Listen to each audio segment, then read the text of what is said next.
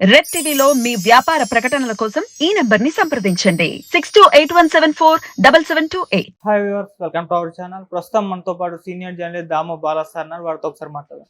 Sir నమస్కారం. Sir నమస్తే sir, governor Tamilisai గారు తన పదవికి రాజీనామా చేయడం చూస్తున్నాం. అసలు ఎందుకు రాజీనామా చేశారు, దీనికి గల కారణాలు ఏంటి, మరి ఈ నేపథ్యంలో ఆమె బయోగ్రఫీ ఏంటి, ఆమె రాజకీయ ప్రస్థానం ఏంటి, ఎలా బీజేపీలో చేరారు? నిజానికి గవర్నర్ తమిళిసై సౌందరరాజన్ ఆమె వెరీ ఇంట్రెస్టింగ్ పర్సనాలిటీ.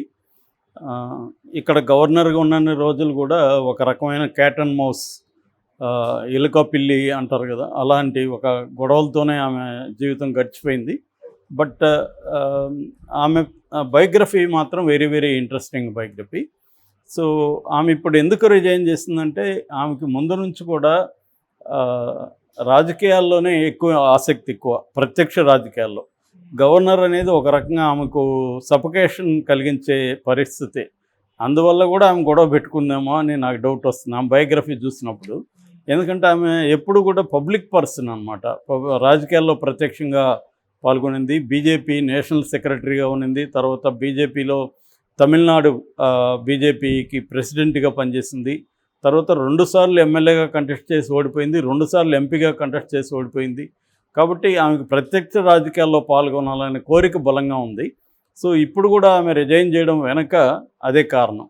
యాక్చువల్గా ఆమె మన పుదుచ్చేరి, పాండిచ్చేరి అంటాం కదా, పాండిచ్చేరికి కూడా ఆమె లెఫ్టినెంట్ గవర్నర్గా ఉంది.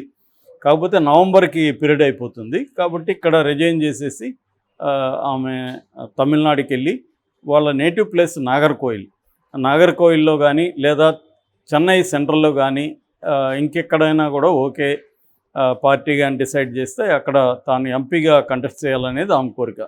ఎందుకంటే తమిళనాడులో 2 నుంచి 4 సీట్ల వరకు వచ్చే పరిస్థితి ఉందని చెప్తున్నారు. సో బలమైన నియోజకవర్గంలో పోటీ చేసి తాను ఎంపీగా పార్లమెంట్కి వెళ్ళాలనేది ఆమె కోరిక. పార్లమెంట్కి వెళ్తే రేపు సెంట్రల్ మినిస్టర్ అయినా కూడా మనం ఆశ్చర్యపోవాలి మళ్ళీ, ఎందుకంటే ఆమెకి అన్ని రకాల క్యాపబిలిటీస్ ఉన్నాయి. సో తను పొలిటికల్ కెరీర్లోనే తను కంటిన్యూ అవదలుచుకుంది. సో అందుకని కూడా రిజైన్ చేసేసింది బేసిక్గా.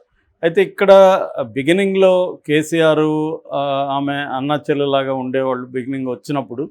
అయితే తర్వాత బీజేపీకి ఇటు బీఆర్ఎస్కి మధ్య గొడవలు మొదలవడం, దాంతో వీళ్ళిద్దరి మధ్య కూడా మొదలైంది. ఈమె కూడా స్ట్రాంగ్ ఉమెన్ కాబట్టి, స్ట్రాంగ్ ఇండిపెండెంట్ ఉమెన్ క్యారెక్టర్స్ అన్నీ కూడా ఆమెకు ఉన్నాయి.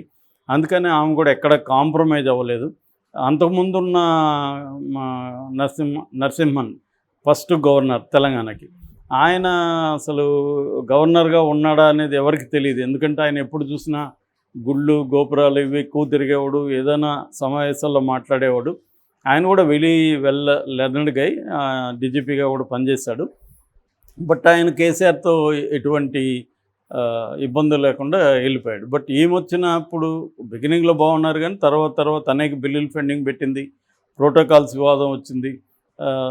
ఈమె కూడా ఓపెన్గానే కేసీఆర్ మీద ఆరోపించింది. చివరికి వాళ్ళ అమ్మ చనిపోయినప్పుడు కూడా కేసీఆర్కి ఫోన్ చేస్తే తీయలేదని వాళ్ళకి ఇంటిమేట్ చేసినా తిరిగి చేస్తాడనుకున్నాను, పరామర్శిస్తాడనుకున్నాను, కానీ అది చేయలేదని కూడా ఆమె ఓపెన్గానే ఇంటర్వ్యూలో చెప్పింది. అలాగా కేసీఆర్ కూడా ఆమెను సీరియస్గా తీసుకున్నాడు. చివరికి సుప్రీంకోర్టు వరకు కూడా ఆమె మీద వెళ్ళాడు. సుప్రీంకోర్టు మళ్ళీ ఆమెకే చెప్పింది మీరే పరిష్కరించుకొని. అప్పుడు కూడా ఆమె ట్వీట్ చేసింది శాంతికుమార్ని ఉద్దేశించి, సుప్రీంకోర్టు కంటే నా గవర్నర్ బంగ్లా మీకు దగ్గరగా ఉంది కదా, మీరు రావచ్చు కదా అని మాట్లాడింది.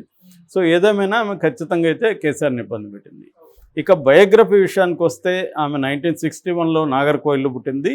వీళ్ళది నాడార్ ఫ్యామిలీ అంటారు, నాడార్ కమ్యూనిటీ. జనరల్గా నాడార్ కమ్యూనిటీ వచ్చి బిజినెస్ ఎక్కువ. మన Shiv Nadar very famous business man. So వాళ్ళ కమ్యూనిటీ అనమాట. మామూలుగా మా చిన్నప్పుడు మా తమిళనాడు దగ్గరగా ఉంటుంది విలేజ్. మా ఊర్లో కూడా నాటార్ అంగడి అంటారు, ఒక షాప్ ఉండేది. అంటే నాటార్లు ప్రతి ఏరియాలో నాకు తెలిసి ప్రతి ఊర్లో నాటార్ అంగడి అనేది ఒకటి ఉండేది అన్నమాట, షాప్ ఉండేది. అంటే మోటార్ లేని ఊరు, నాటార్ లేని షాపులు లేవని చెప్పేవాళ్ళు అప్పట్లో, సామెత ఉండేది. సో అటువంటి ఒక బిజినెస్ కమ్యూనిటీలో ఈమె ఉంది. కానీ వీళ్ళ బిజినెస్ ఫ్యామిలీ అయితే కాదు, వీళ్ళది ఎడ్యుకేటెడ్ ఫ్యామిలీ. సో వీళ్ళ తాత హరికృష్ణ నాడార్ ప్రముఖ స్వాతంత్ర సమరయోధుడు అక్కడ తమిళనాడులో.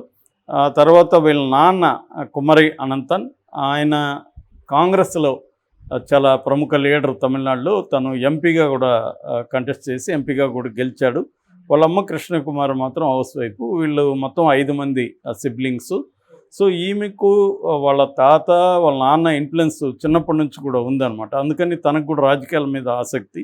అది ఏ స్థాయిలో అంటే 6వ క్లాస్లో వాళ్ళ క్లాస్ టీచరు మీరు ఎవరెవరు ఏమవుతారు పెద్ద అయినా కానీ ఒక్కొక్కరిని అడిగితే అందరూ డాక్టర్లు లాయర్లు ఏవో చెప్తే ఏం మాత్రం నేను రాజకీయ నాయకురాలు అవుతాను అన్నారు. దాంతో ఆ టీచర్ కొద్దిగా కంగారు పడి ఇదేంటి ఇలా అంటుందని వాళ్ళ అమ్మకి ఇంటిమేట్ చేసింది. సో వాళ్ళ అమ్మ ఇంటికి రాగానే ఈమెని కొట్టిందంట. ఇదేంటి నువ్వు ఇలా చెడిపోతున్నావు, నువ్వు డాక్టర్ అవ్వాలి. వాళ్ళ అమ్మకి ఏంటంటే ఈ అమ్మాయి డాక్టర్ని చేయాలని చిన్నప్పటి నుంచి. సో అలాగా ఈమె జరిగింది. రెండవ సంఘటన ఆమె ఒకసారి ఇంటర్వ్యూలో చెప్పింది ఏంటంటే వీళ్ళ నాన్న ఇందిరాగాంధీకి కాంగ్రెస్లో ఉన్నప్పటికీ యాంటీ గ్రూప్లో ఉండేవాడు. అందుకని 1975 జూన్ 25న ఎమర్జెన్సీ విధించింది. ఆ టైంలో వీళ్ళ నాన్నని కూడా జైల్లో పెట్టారు. జైల్లో పెట్టినప్పుడు వీళ్ళమ్మ ప్రెగ్నెంట్గా ఉంది. ప్రెగ్నెంట్గా ఉంటే ఇంట్లో ఎవరు లేరు. ఈ అమ్మాయికి 8th 9th క్లాస్ అప్పుడు. ఎవరు మన తమిళిసై వాళ్ళ అమ్మ ఇద్దరే ఉన్నారు. నైట్ వర్షం పడుతుంది. ఆ టైంలో ఆమెకి సీరియస్ పెయిన్స్ వచ్చాయి. దాంట్లో ఏం చేయాలో తెలియనికుండా ఏడుస్తున్నప్పుడు ఈ అమ్మాయి పరిగెత్తుకుంటూ వెళ్ళి సిటీలో అటు ఇటు తిరిగి అక్కడ మొత్తానికి ఒక ఆటోను పట్టుకొని వచ్చి అమ్మని తీసుకెళ్ళి హాస్పిటల్కి తీసుకెళ్లారు. కొంచెం లేట్ అయింటే కూడా 2 ప్రాణాలకు ప్రమాదం అని చెప్పారంట హాస్పిటల్. సో అటువంటి అంటే చిన్నప్పటి నుంచి కూడా ఒక ధైర్యం, డాషింగ్ లేడీగా మనం చెప్పుకోవచ్చు. తర్వాత ఈమె కాలేజ్ ఎడ్యుకేషన్ అయిపోయినాక ఎంబీబీఎస్ మెడ్రాస్ మెడికల్ కాలేజ్లో చేరింది. అది కూడా ఈమెకి ఇంట్రెస్ట్ లేదని చెప్తున్నారు. వాళ్ళ అమ్మ కోసమే ఇది చేరింది. ఎందుకంటే ఈమెకి ముందు నుంచి కూడా రాజకీయాల్లోనే ఇష్టం. తను ఎంబీబీఎస్ కాలేజీలో డిగ్రీ కాలేజీలో ఉన్నప్పుడే ఏబీపీలో పనిచేసేది. తనకేందంటే వాళ్ళ నాన్న కాంగ్రెస్ అయినా కూడా కాంగ్రెస్ అంటే ముందు నుంచి ఎందుకో ఇష్టం లేదు. కాంగ్రెస్ అంటేనే కరప్షను ఇట్లాంటి అభిప్రాయాలు ఎక్కువ ఉండేది. అయితే వాజ్పేయి ఒకసారి చెన్నైకి వచ్చినప్పుడు ఆయన సభలో పార్టిసిపేట్ చేసినప్పుడు వాజ్పేయి అంటే చాలా గౌరవము, ఆయన మీద చాలా రెస్పెక్టు, ఇష్టము పెరిగింది. సో ఈ పార్టీలో మనం చేద్దామని అనుకునింది. దాని స్టూడెంట్ వింగ్ ఏబీపీలో ఈమె జాయిన్ అయింది. జాయిన్ అయ్యి ఎంబీబీఎస్ ఫస్ట్ ఇయర్లో కూడా అక్కడ క్లాస్ లీడర్గా కూడా సెలెక్ట్ అయిందన్నమాట. అలాగే నాయకత్వ లక్షణాలు ముందు నుంచి ఉన్నాయి. బట్ ఇంట్లో వాళ్ళేమో ఫస్ట్ ఇయర్ ఉన్నప్పుడే పెళ్లి చేసేసారు. Arranged marriage. సౌందరరాజన్ అని ఆయన కూడా డాక్టరు, ప్రముఖ కిడ్నీ స్పెషలిస్టు, నెఫ్రాలజిస్ట్ అనమాట. సో వీళ్ళకి 2 పిల్లలు, సుగనాథన్ అండ్ పూనం అనే ఆమెమో అదే ఒక పాప ఒక బాబు. ఇద్దరు కూడా డాక్టర్లు. వాళ్ళిద్దరి అంటే వీళ్ళ కోడలు డాక్టరే, వీళ్ళ అల్లుడు కూడా డాక్టరే. అందరూ వీళ్ళ ఫ్యామిలీ అంతా డాక్టర్ ఫ్యామిలీ. వీళ్ళు మొత్తం ఫ్యామిలీలో ఈమె ఒకటే రాజకీయాల్లో ఉందన్నమాట. ఎంబీబీఎస్ ఉన్నప్పుడు చదివిన తర్వాత ఆమె ఎంజీఆర్ మెడికల్ యూనివర్సిటీలో గైనకాలజీలో ఆమె ఎండి చేశారు. దాని తర్వాత కెనడా కూడా వెళ్ళి సోనాలజీ అండ్ ఎఫ్ఈటీలో కెనడాలో డిగ్రీస్ చేసుకొని వచ్చి ప్రొఫెసర్గా జాయిన్ అయ్యారు. మెడికల్గా ఆల్ ఇండియా మెడికల్ అసోసియేషన్ కూడా ఆమె ప్రెసిడెంట్కి పనిచేశారు. అలాగా ఉన్నప్పుడు ఆమె ఏబీపీ నుంచి మెల్లగా రాజకీయాలకు వచ్చి బీజేపీలో యాక్టివ్ అయింది. బట్ వీళ్ళ నాన్నకి చెప్పకుండా దాచింది. చివరికి వాళ్ళ నాన్నకి తెలిస్తే 1 year ఏమితో మాట్లాడలేదంట. అలిగాడంట. ఆయన కోపం వచ్చిందంట. బీజేపీలో చేరావా, బీజేపీ దారుణమైన పార్టీ అనేది ఆయన అభిప్రాయం కాంగ్రెస్ నాయకుడిగా.